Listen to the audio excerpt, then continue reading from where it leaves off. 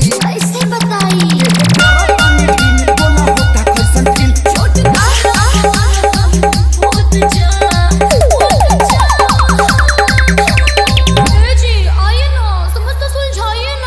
बच्ची आला से भाला हो जाएगा। आवाना लौटी जा, आवाना लौटी जा, आवाना लौटी के तू लहे लहे भूल जा। आवाना लौटी जा, आवाना लौटी के तू लहे लहे भूल जा।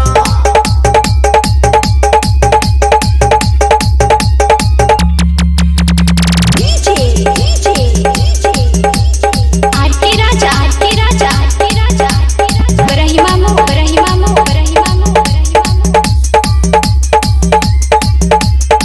बारू तू मोमले खाना रमजी, देखी तो देह बटे कोरमजी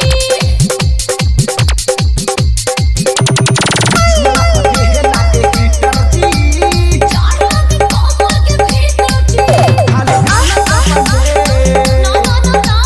कहीं जाई से, अच्छा खाना खाना का बलेटी जल्दी कहीं जाई से। बाटे लव हट आई लव छोट जा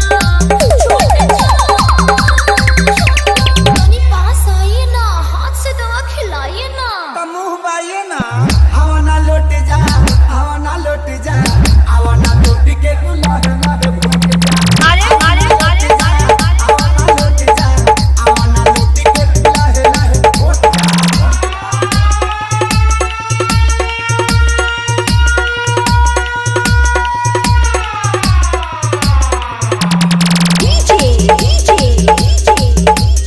आरके राजा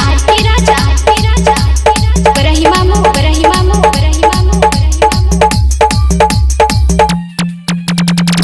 आवाला गाड़ी इंजेक्शन हो, ना बहुत रिएक्शन हो काला रंग बाबा के बूटी हो। ना बाबा हमसे न टूटी हो आज करे गईला, कौन दीजिए ना आज करे गईला। सूती कपड़ा भिजा के माथा टोप जा टॉनिक पिलाइए ना, टॉबलेट मत खिलाइए। बहुत महंगा है, बड़ी मार मारेंगे। चुप। आवाना लौट